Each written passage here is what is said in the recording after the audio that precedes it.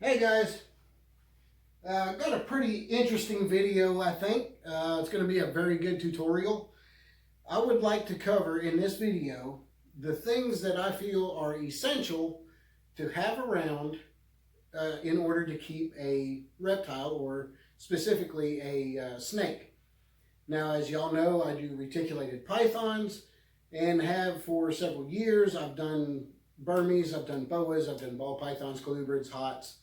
Um, I've gone through the whole progression, and through those years, I have narrowed this down to the most important things that you would need to have in your possession in order to properly care for a snake. To get started, paper towels. Now, I used to use paper towels as substrate, and I caught a lot of heat for it. The theory is if this is down as substrate, they strike their prey for food, it gets wrapped up with them, and they will accidentally ingest this, causing an impaction. I get that. I never did have that problem, but in light of my very strong motto of never stop learning, doesn't matter how long you've had snakes, there's always room for learning. So don't ever think you know everything. And with that, I thought, okay, I need to go ahead and discard that method of substrate and go to newspaper, which for the most part has the same kind of threat, but I guess not as much. I don't know. But anyway, you need paper towels. First and foremost, for any kind of the cleaning, you are going to go through a lot of these if you have multiple snakes. If you have just one, it's no big deal, but paper towels.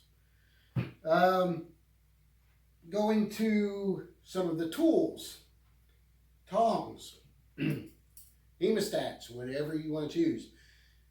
Please do not take a rat by the tail and dangle it over your pet and feed him that way. For God's sakes, use a good pair of hemostats. Right?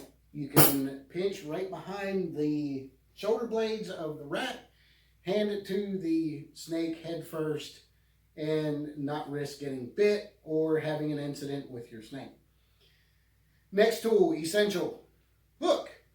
We all know they come in various sizes, and they are, for the most part, essential, whether it be for hook training, for redirection of the head. If you got kind of a stubborn snake, you kind of redirect the head, you can reach in and grab it, or the ever popular, the hook training. That is a must. If you're dealing with retics, I don't care if it's as tame as it can be, do the hook training. It's just better for both parties.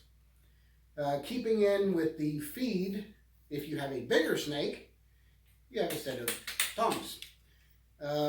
This is for grabbing bigger prey in order to hold it just a little bit better. I had to use these on a 10-pound rabbit, and I'm telling you, it was a struggle to get it in there, but essential. Very important. You got your heat temp gun.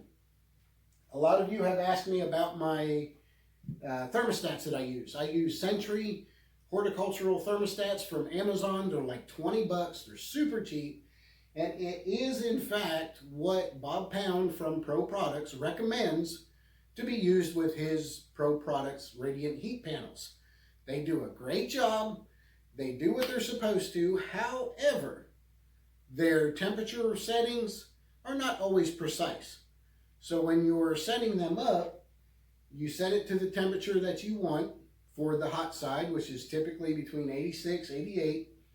And once it clicks off, you go ahead and shoot it with a temp gun to make sure it's accurate. You may be off by 2 or 3 degrees. That's very common.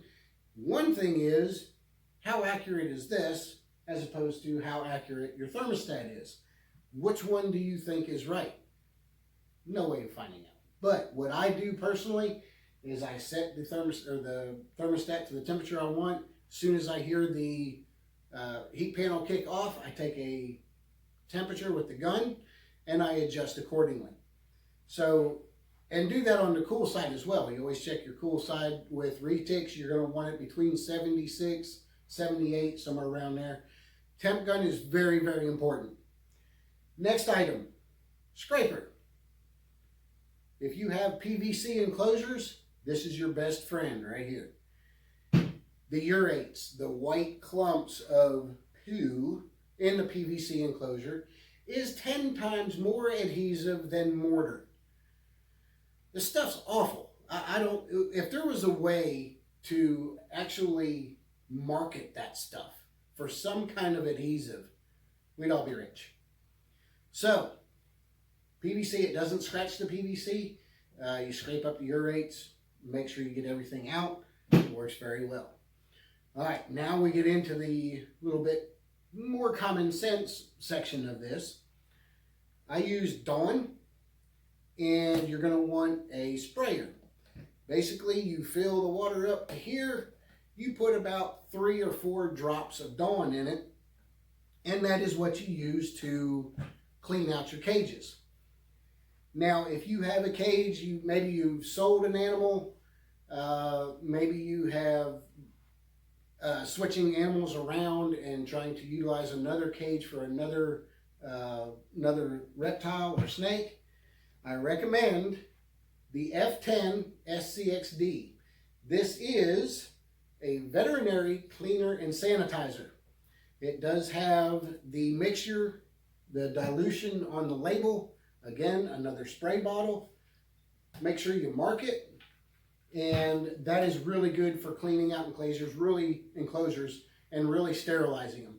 But getting back to the Dawn, a lot of people have been told that Dawn will help with mites as well. Of course, they use the Dawn for wildlife cleansing, you know, the ducks and the oil and all this stuff. We've all seen it. So it is safe for your animal.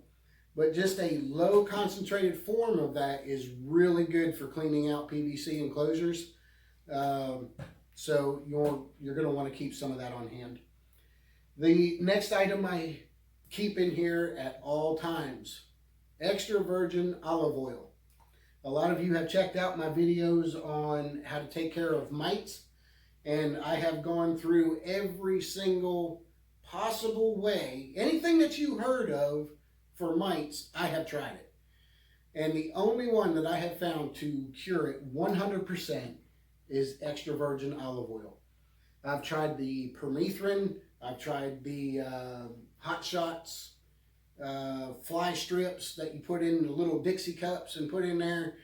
Let's see, we've tried the mite off, we've tried the prevenamite, we've tried all that. Check out the video, it does go through all of the options that are available for mites, but I'm here to tell you, in the 25 years I've been doing this, liquid gold right here.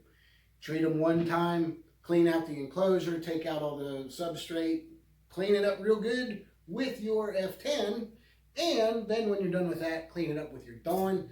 The Dawn as itself is supposed to help eliminate mites, so with that right there, you mites should be taken care of with no problem. There again, check out the video. There's actually 2 of them. One of them I discussed the hot shots fly strips inside the Dixie cups, which a lot of people use, and they use them with success. When you're talking about an owner with 1 snake as opposed to 50, your variants are going to be much wider. So check out which works best for you. Garrett Hartle has a very good video on taking care of mites as well. So give every one of them a shot if you want. If something works better for you and that didn't work good for me, so be it. All right, that's fine, as long as you get rid of your problem. Doesn't matter. But for me, extra virgin olive oil, start from the head, you soak the snake down all the way down to its tail. After you've cleaned out the enclosure and got everything changed out, you can put the snake back in there. And within probably 3 to 4 days, not one single mite is crawling on that snake. Basically what it does is it suffocates the mites to where they just die out. I personally do not like introducing the chemical side to the snakes, so I'm all for the all-natural version of the extra virgin olive oil. All right, next on the list, we got betadine. You can pick this up at Amazon. It's 20 bucks. And if you're a Prime member, free shipping. And that is for your anything with a cut. If you had a real bad nose rub and they possibly rubbed a scale off or something, you just take a little bit of a ear cleaner or a cotton swab, put it in your betadine and just rub it on the sore or a cut, and it is a very good antiseptic. Keeps things clean, and it keeps to where it's going to heal very cleanly. So again, betadine will try to give you a better look if it'll focus in. And right there, $18.99. I hope you can see that. This is veterinary grade, so it does work very, very well. Very rarely have to use this, but it doesn't have a shelf life, so you can keep it forever. And it is just something really good to have just in case. One of my males last year had several lacerations on him from a combative female. I treated him with betadine and also tape, stitch, whatever you call it, using stitches, but it's actually a tape, and it healed up beautifully. I can't even tell where it is now, so very essential. All right, we covered the hooks, we covered the hemostats, we covered the tongs, we covered the F10 for cleaning out your enclosures. If you do get several sprayers, make sure you label the sprayer with what is in there, and I'll give you a perfect reason why. In this sprayer over here, prior to going back to my old school method of olive oil, I have the Permetrin 2, which is Garrett Hartle's version of taking care of mites. Now, what would happen if I didn't have this labeled and I thought it was Dawn, and I went ahead and sprayed it down and washed it all out and put the animal back in there, it might do some harm. So make sure you label all of your sprayers.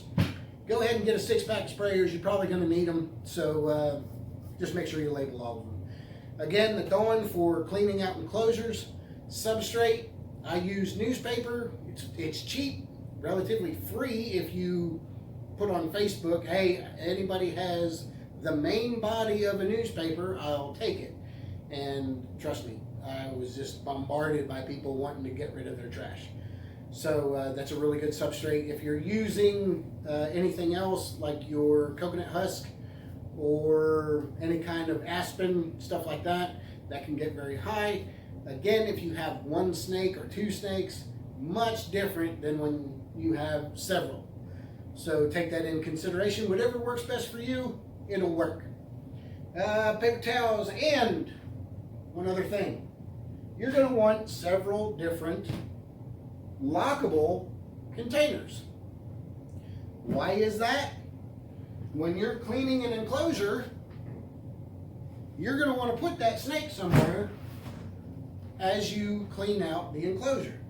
So depending on what size snake you have, you may have one that's perfect, but you're going to want, however many snakes you have, you're going to want something to put them in as you clean the enclosure, where you don't have to worry about them running on the floor and getting someplace where it's going to be a bitch to get out. I.e., if you have stacked enclosures, there's a little space behind there where, not that much, where you can't push it all the way against the wall, whether it be because of wiring or some other factor, maybe a bump in the floor in the concrete in my basement. That's the reason for mine being away from the wall. But that's just enough for some little bastard to sneak back in there and cause me absolute havoc. Which brings me to my final product that you will need if you keep snakes. This is very important. CVS, Extra Strength Headache Relief, acetaminophen. If you do have, say, 3 or 4 snakes, you come home from a long day of work, you're exhausted, you walk in your snake room, and every one of them bastards has either pissed, shit, or spilled their damn water bowl. Instant headache, man. Grab your acetaminophen. Alright, that's all I've got. If you guys think of anything that I may have forgotten, list it in the comments below.